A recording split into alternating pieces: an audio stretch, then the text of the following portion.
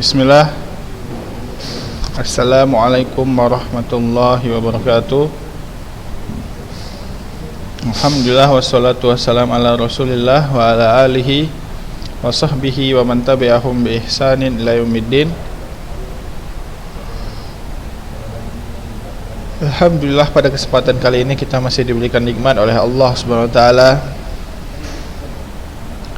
sehingga kita dapat melanjutkan pembelajaran kita, yaitu pembelajaran lagi akidah ya.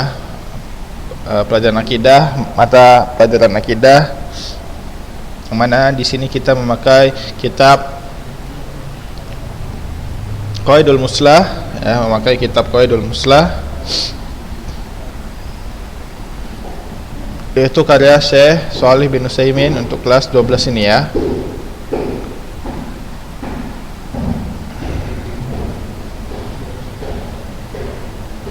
Dan kita telah mempelajari beberapa kaidah di sini dan sampai kita pada kaidah di dalam sifat, yaitu kaidah kedua. Bab sifat ausa min babil asma.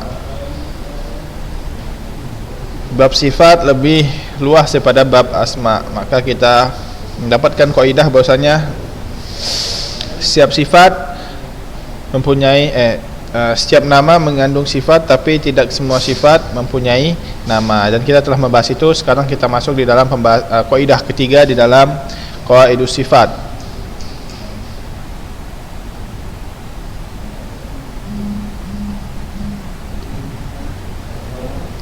yang mana kaidah ketiga ini ya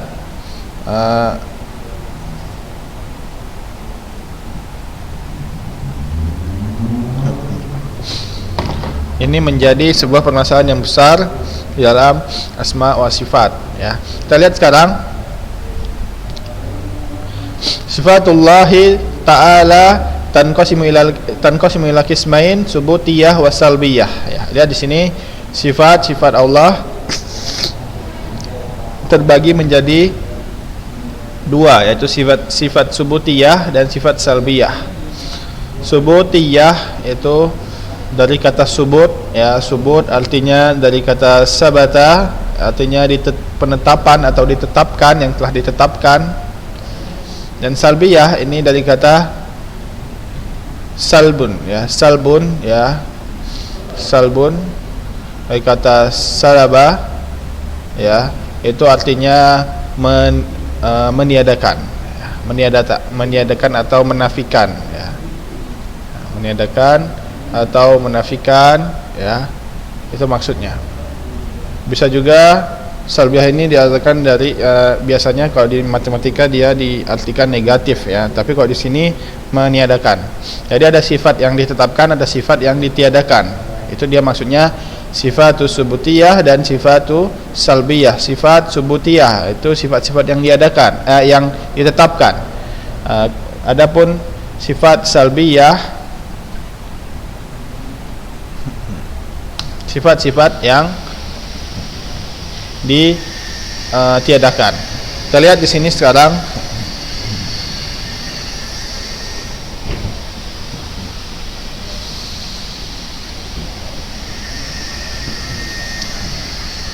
Fasubutiyah, maka sifat subutiyah ma asbatahu Allah ta'ala li nafsihi fi kitabihi aw ala lisani rasulih sallallahu alaihi wasallam, wa kulluha sifatun kamalun ya, la naqsa fiha biwajhin minal wujuhi kal hayati wal ilmi wal qudrati kal hayati wal ilmi wal qudrati wastiwa'i ya alal arsi wan nuzuli ila samai dunya wal wajhi wal yadaini wa nahwi zalik. Lihat sekarang sifat-sifat subutiyah adalah sifat-sifat yang asbatahu, yang telah ditetapkan Allah ya. Ini asbata yusbitu itu diambil dari kata subut juga ya, berarti ditetapkan ya, yang mana Allah telah menetapkannya dalam kitab yang maksudnya Al-Quran, dan telah ditetapkan di dalam pada lisan Rasulullah SAW, yaitu maksudnya di dalam hadis.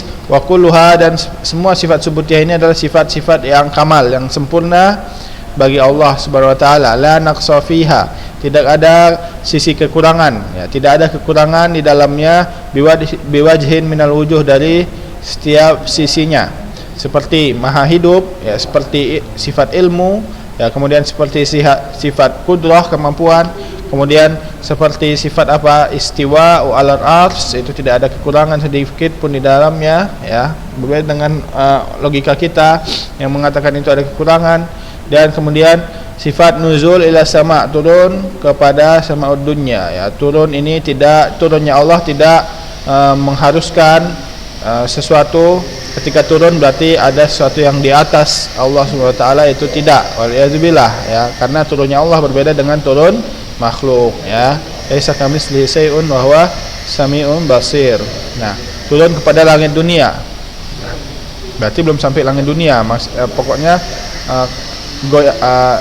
sampai ke langit dunia tapi tidak masuk ke langit dunia, ya, tidak masuk ke dalam makhluk, itu Allah Subhanahu wa taala.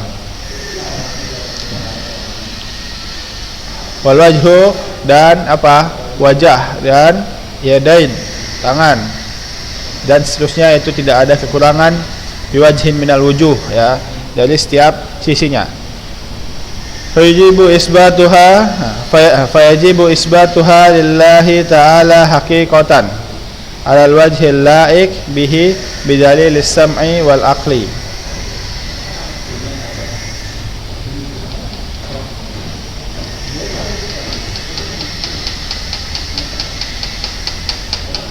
Maka wajib menetapkannya secara hakikat, ya, secara hakikoh, ya, secara hakikoh, dengan sebenar-benarnya, biwajhil laik, dengan sisi yang layak kepada Allah, layak dengan Allah Subhanahu wa taala, ya, bukan dengan tidak layak, karena sifat itu mengikuti zat, ya, sifat Allah maka layak bagi zat Allah. Bidalil sam'i wal aqli, dengan dalil sama, yaitu dari Al-Quran dan Sunnah, dan dalil akal. Ma'ama sam'u, adapun dalil sama, yaitu firman Allah Subhanahu wa taala, ya ayyuhalladzina aminu billahi wa rasulihi wal kitabil ladzi nazzala ala rasulihi wal kitabil ladzi anzala min qablu wa man yakfur billahi wa malaikatihi wa kutubihi wa rusulihi wal yaumil akhir faqad dhalla dhalalan ba'ida, ya. Ya, di sini ketika Allah menetapkan sesuatu maka kita tidak boleh mendustakannya, ya, harus menetapkan secara hakikah, sebagaimana Allah SWT berfirman, wahai orang-orang yang beriman, berimanlah kepada Allah dan Rasulnya, dan kepada Al-Quran yang diturunkan kepada Rasul-Rasulnya, dan kepada kitab-kitab yang diturunkan sebelumnya.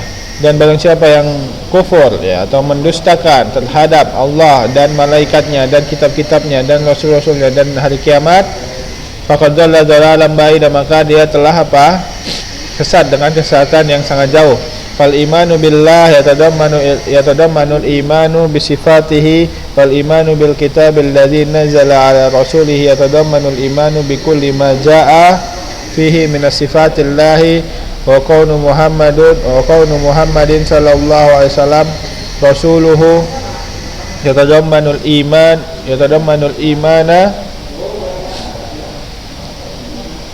bikulli ma akhbara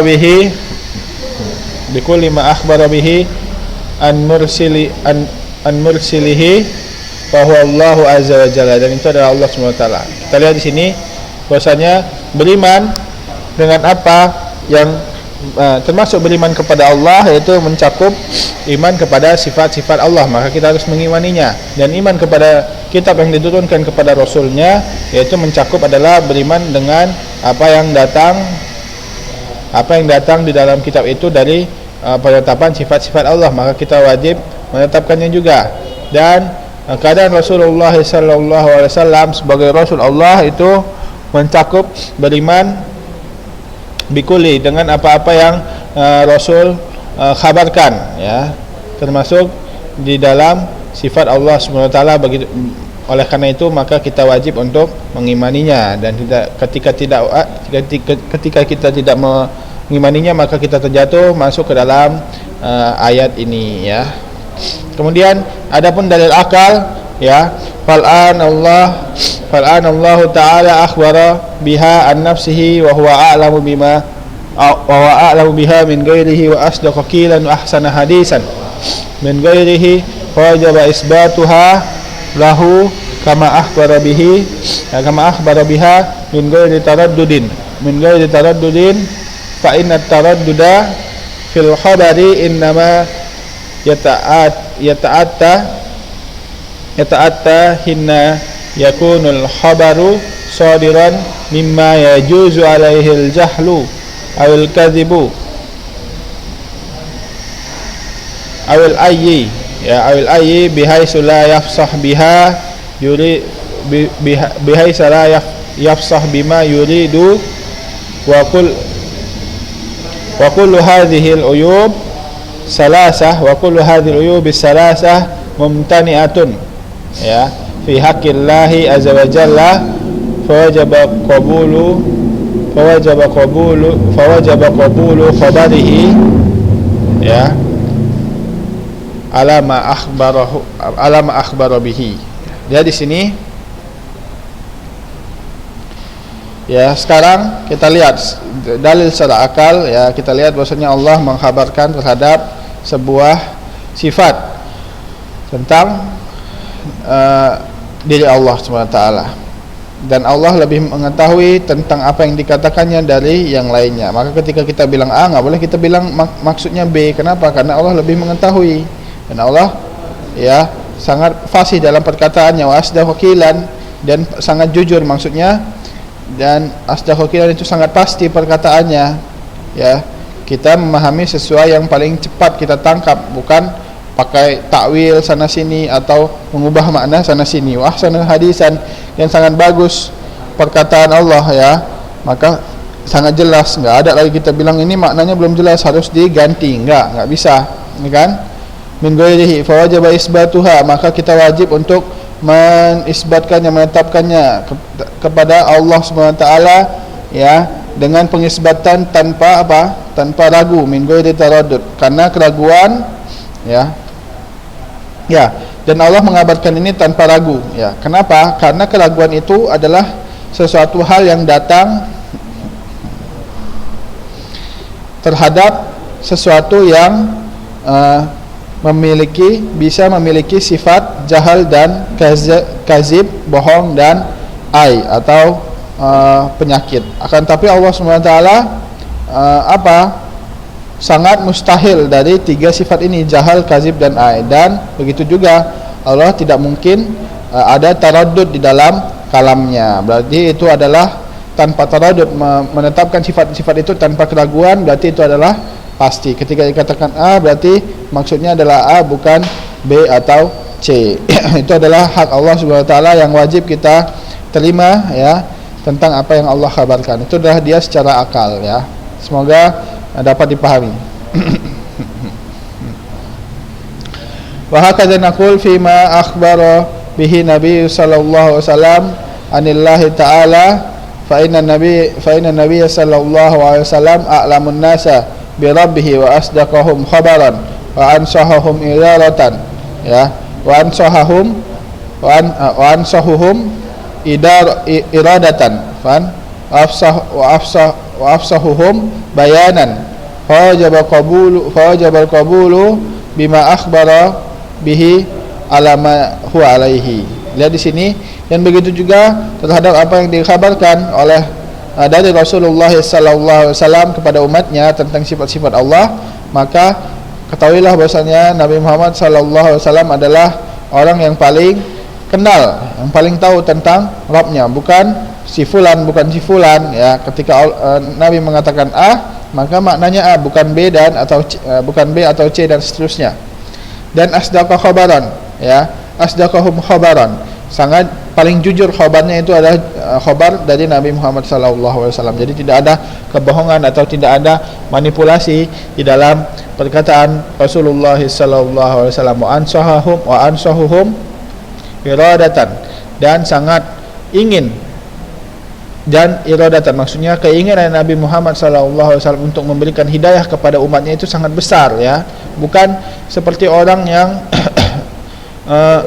setengah hati dalam mendakwah. Tidak, keinginan Nabi itu sangat besar dalam berdakwah. Keinginan Nabi untuk memberikan hidayah kepada umatnya itu sangat besar. Jadi tidak mungkin Nabi main-main dalam perkataannya, tidak mungkin setengah-setengah atau memberikan perkataan yang tidak jelas kepada umatnya, tidak mungkin, ya. Ketika Nabi bilang A, maka itulah yang diinginkan Nabi Muhammad Rasulullah SAW.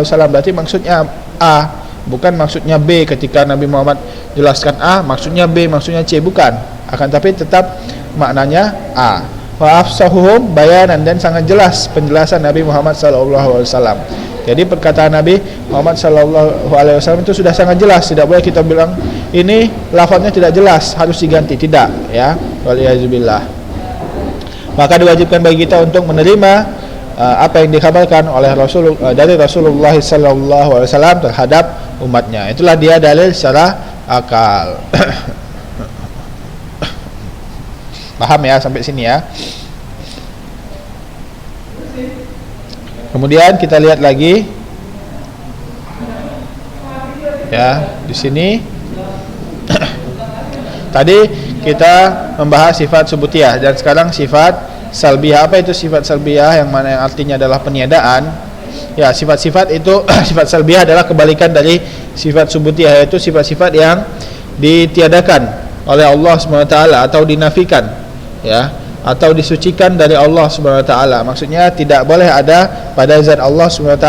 Berbeda dengan subutiyah, yaitu sifat kamal yang harus ada di dalam yang harus ada dinisbatkan kepada zat Allah Subhanahu wa taala. Akan tapi sifat salbiyah ini adalah sifat-sifat kurang, yang mana itu harus disucikan dari Allah Subhanahu wa taala. Jadi maksudnya sifat di sini ada sifat subutiyah, ada sifat salbiyah. Sifat subutiyah adalah sifat yang sempurna yang ditetapkan terhadap zat Allah Subhanahu wa taala. Adapun sifat salbiyah adalah kebaikannya, sifat-sifat kurang yang harus disucikan dari zat Allah Subhanahu wa taala. Kita lihat sini, ma nafaha Allah Subhanahu an nafsihi fi kitabi aw ala lisani rasulihi sallallahu alaihi wasallam, wa kulluha sifatun naqsin fi haqqihi kal mauti wan naumi wal jahli wan nisyan wal ajzi wat ta'bi. Lihat sekarang, jadi sifat-sifat salbiyah adalah sifat-sifat yang dinafikan atau ditiadakan atau ditiadakan oleh Allah Subhanahu wa taala terhadap zat Allah Subhanahu wa taala, terhadap diri Allah Subhanahu wa taala. Jadi sifat salbiyah ini adalah sifat-sifat yang dinafikan dari zat Allah Subhanahu wa taala fi kitabih, di dalam Al-Qur'an, atau ala lisan rasulih, atau di dalam lisan Nabi Muhammad sallallahu alaihi wasallam.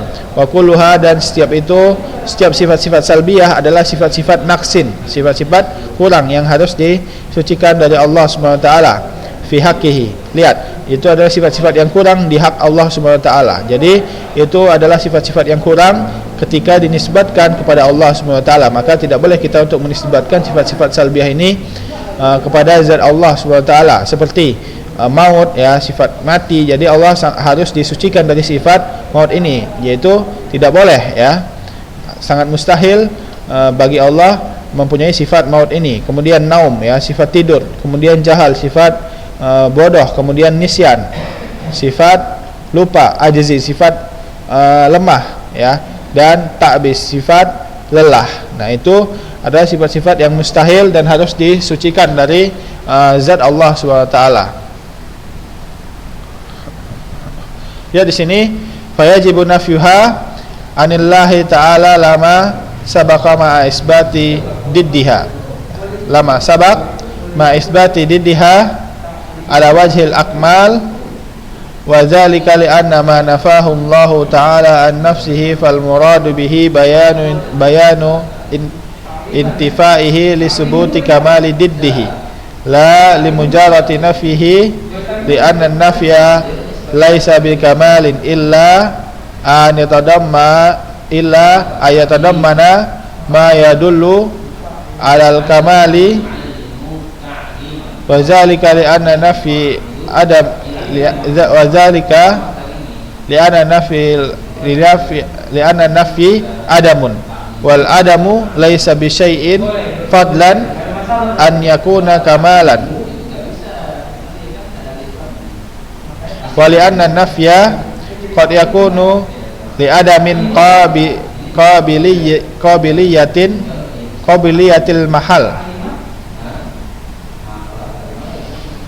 qabiliyatil muhal ya lahu fala yakunu kamalan kama law qulta al jidaru la yadlim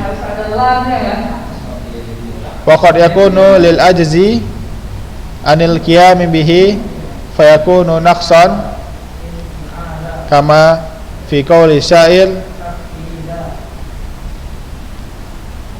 qabilatun la yaqduruna bi dhimmatin wa la yadlimuna an-nasa habata jardan ya habata khardan afan wa qaul akhar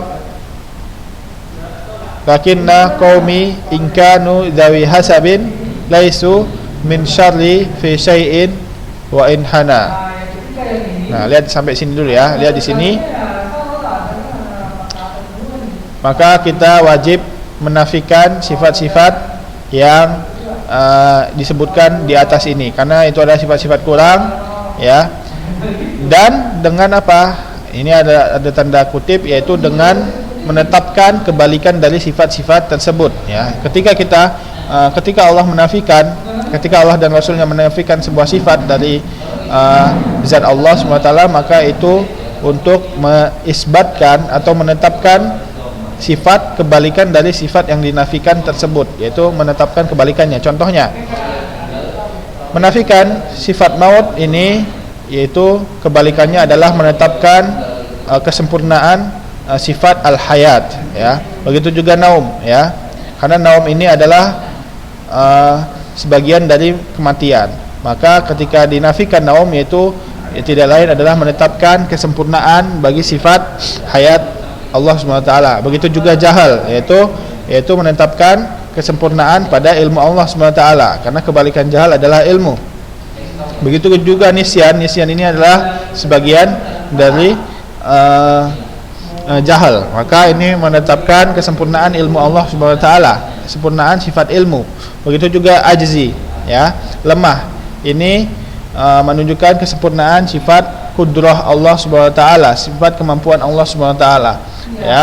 Begitu juga ta'ab ini adalah sebagian dari lemah. Maka dua ini, ajzi dan ta'ab ini, ketika dinafikan maka itu menetapkan kebalikan dari kedua ini, yaitu menetapkan kudrah atau kemampuan Allah, kesempurnaan kemampuan Allah SWT. Begitu maksudnya ya. Jadi menetapkan kebalikannya dengan sisi yang sangat sempurna. Wazalika li'anna, dan itu karena tidaklah Allah menafikan sesuatu kecuali yang dimaksud adalah menetapkan, yang dimaksud adalah menjelaskan tentang penafian sifat tersebut dan menetapkan kebalikan dari sifat-sifat yang kurang itu, yaitu kebalikan sifat-sifat kurang adalah sifat-sifat sempurna. Bukan maksudnya untuk hanya menafikan saja ya. Karena ketika hanya menafikan saja tanpa menetapkan kebalikan dari sifat nafi itu ya, tanpa menetapkan kebalikan dari sifat nafi itu, yang mana itu adalah sifat sempurna ya, kebalikannya, maka ketika nafi hanya nafi saja tanpa menetapkan kebalikannya, maka itu bukanlah sesuatu yang sempurna ya, bukanlah sesuatu kesempurnaan, kecuali dia mengandung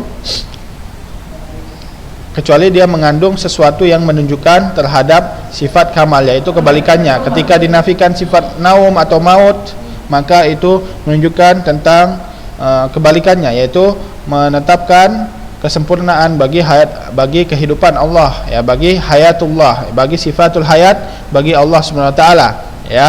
Wazalika li'anna nafi adam, dan itu juga kenapa? Karena penafian semata itu hanya adam, hanya ketidakadaan, dan ketidakadaan saja itu bukanlah sesuatu. Jadi tidak ada sesuatu yang sempurna ketika kita hanya menafikan saja. akan tapi harus menetapkan kebalikan dari sifat nafi tersebut, yaitu tidak lain adalah sifat subutiyah.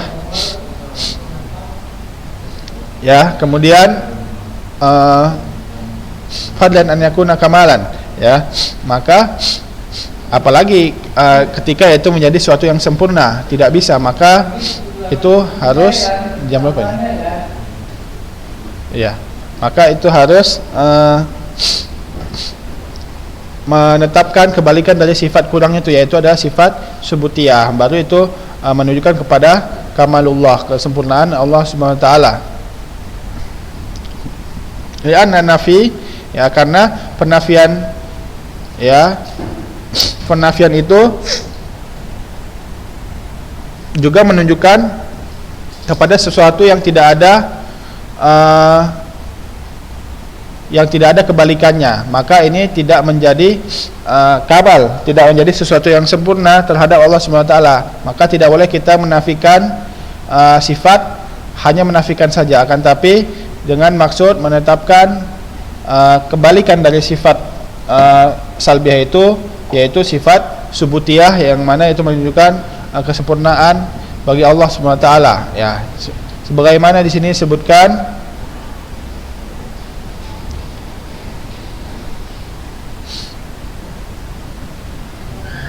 al-jidara la yazlim, ya. Lihat di sini tembok itu tidak membuat zalim. Maka di sini tidak ada kesempurnaan bagi tembok itu, tidak ada pujian atau sifat kamal bagi tembok itu, karena hanya disebutkan tidak zalim. Udah gitu aja, tidak ada sifat yang sempurna dari kebalikan zalim ini. Itu dia maksudnya. Jadi maksud dari mu'alif ini, ketika kita hanya menafikan sifat kurang saja tanpa menetapkan kebalikannya, maka itu sama saja perbuatan yang sia-sia, ya. Jadi harus apa? Harus menafikan sebuah sifat salbiyah yang itu mustahil ditetapkan atau harus disucikan dari zat Allah Subhanahu wa taala dengan menetapkan ma isbati diddiha, dengan menetapkan kebalikan dari sifat salbiyah itu, yaitu tidak lain adalah sifat subutiyah, yang mana itu menunjukkan kesempurnaan Allah Subhanahu wa taala.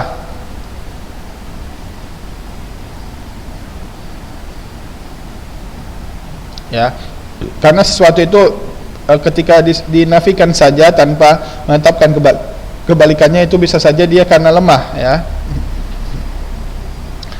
Seperti di sini mereka sebuah kabilah tidak membuat zalim karena mereka tidak bisa, ya.